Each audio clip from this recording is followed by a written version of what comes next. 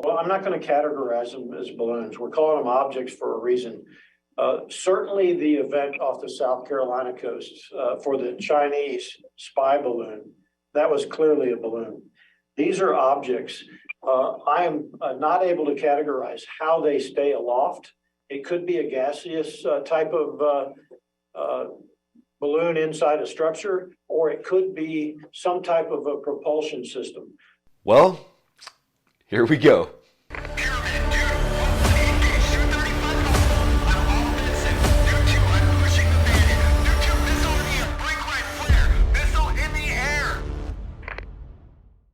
Welcome to the latest update, my friend. This one's going to be an interesting one. We're going to talk a lot about the octagon-shaped object that was shot down over Lake Huron. There's reports coming back from the pilots that these things had strings hanging off of them, so I'm going to get into what those things might be. I'll talk about the actual shoot down itself, and we'll also talk about the fact that the Pentagon, General Van Herk, is not ruling out aliens. Wait, what?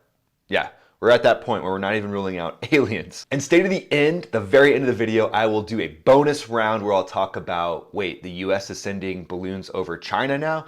Some interesting things coming out of that, so you won't want to miss that. Let's dive in. So why didn't the F-16 just use the gun? Why didn't it just shoot its gun, which is going to cost a lot less than an AIM-9X at this object? Well, I'm glad you asked. These are the things that I really enjoy talking about from a fighter pilot perspective when you're flying at something at about 500 miles an hour, or let's say you even go a little slower. Let's say you do 350 and the object's going slower than that, which we don't know the exact speed of these objects. We do know some interesting details about them, that they were not balloons, and that is an interesting development. However, they're probably still not flying extremely fast. So if you're flying extremely fast, you have a fleeting opportunity to get a shot off. So you're raging towards that object, you gotta squeeze the trigger really fast and then get out of the way. And oh, by the way, you have to be pointed directly at the object and then get out of the way quickly to not fly through any of its debris. So it's just not the best scenario when you don't know exactly what you're going up against and when you're going against something that is a really slow object compared to your fighter jet. Because when you're going up against something that's coast speed, you can do what's called saddle up behind it. And that just means you're in a position, you're maintaining the exact same distance, a few thousand feet or whatever the case may be, where you can just kind of wait for the perfect opportunity to shoot that thing down. That way you don't have to wait for that fleeting opportunity. You can sit there, you can assess, and oh, by the way, you can kind of get more details on what's going on before you shoot it down. And it's funny that China's putting out a ton of propaganda that the US is using F-22s and expensive missiles against these objects, when in reality, these F-22s, these F-16s, they're gonna fly anyway. So in my opinion, it's better to go up and do a real world scenario where you're intercepting something that you're not normally gonna see, where you're gonna shoot something and that's something you're not normally gonna do. So in my opinion, this is just great training for American aviators in case something more serious were to happen. But it's definitely funny to see China just trying to poke the eagle every chance they get. So let's talk more about these octagons. So why are they an octagon structure? Well, it's interesting. It could have to do with the equipment that's inside of them, but ultimately they've got strings hanging off them as well, which, let's just be honest, that's just kind of creepy. And it traveled near US military sensitive sites, US military bases. So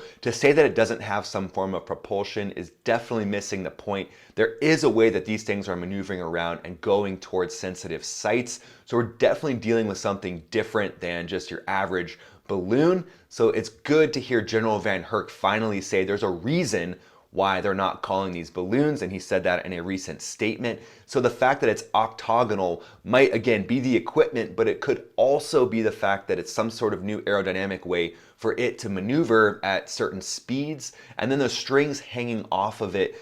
These could be communication devices to communicate with satellites real time, so maybe there's an operator behind these things that's controlling them from not China. They could be controlling them real time via satellite, or those could be collection devices that are actually listening in or getting some type of electric or electronic information from the different sites that it's flying over. There's a lot of different purposes for those, and you can see there's actually aircraft that do communication reconnaissance and different things around the globe that will have a lot of antennas hanging off of them. So there's a strong chance that those are antennas, but We don't really know for sure yet. And this thing could be programmed with AI. They could literally have typed in a certain program, a certain geographical course for it to fly, and then they don't have to interfere, they don't have to send any signals to it, maybe less detectable at that point, or it could be being controlled real time. So General Van Herk, he is the top general in charge of protecting the United States' airspace. I got to cross paths with General Van Herk a few times when I was flying the F-15E. I had good experiences, but like most of my bosses, they were always like, man, Neo, you're always getting in trouble. Why are you always getting in trouble? Why you gotta do a victory aileron roll all the time? But a super solid general in my opinion, and I'm glad that he's the one that's in charge because I feel like he's actually giving us some real facts, some real data, some things that we can use as a stake in the ground to kind of figure out what these objects are. And in that official statement, like we talked about before, General Van Herk said, we're calling them objects, not balloons, for a reason.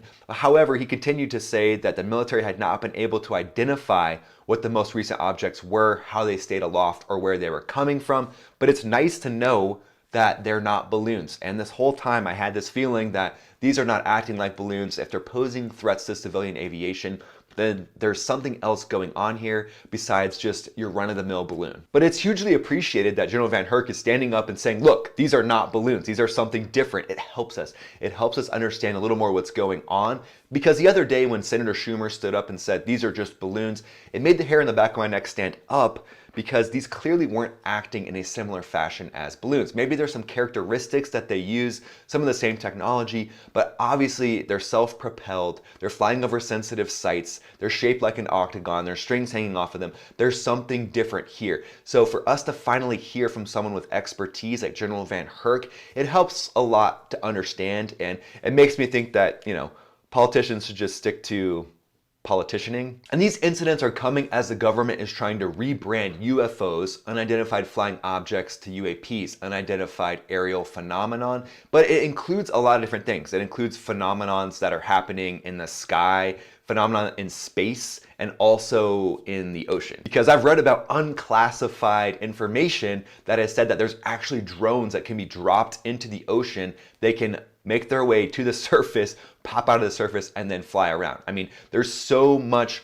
crazy tech when it comes to drones and this technology, and that's just the unclassified stuff. So imagining what else there is kind of wild. So you made it to the end of the video. Now let's talk about the bonus round. And as you could expect, this is gonna include the fact that now the United States is being accused by China as flying balloons through their airspace. Up to 10 balloons is what they said. But again, this is the classic redirect. This is the chess game that China wants to play with the United States to distract from the other things that they're doing. It's a classic redirect, and it's used to save face. China's foreign ministry spokesman said the first thing the US needs to do is change its way and reflect on itself and not smear and incite confrontation.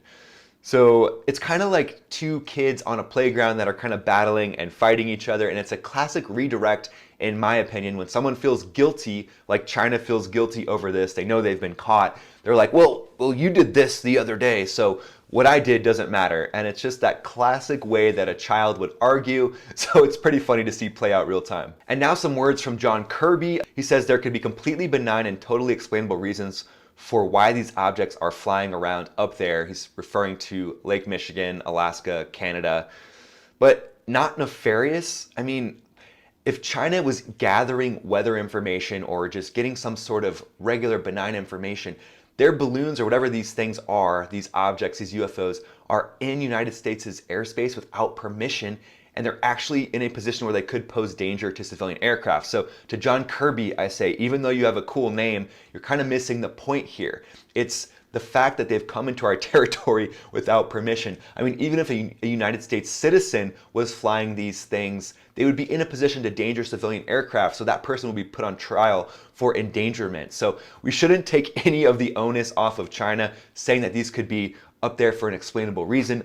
I don't buy that, because at the end of the day, it comes down to safety and protecting our airspace. So thanks so much for being here, guys. It's interesting to dive into these octagonal shaped objects and just discuss what they are. I'll keep you posted as things continue to develop. Thanks so much for being here. You can also check out some of my other videos on whether that Alaska shootdown was a drone. That'll pop up here. And then I'll talk about what the cylinder shape and the octagonal shape of these objects mean in this other video. You can check that out as well. Most of all, thanks for being here. Have a great day. We'll see you in the next video.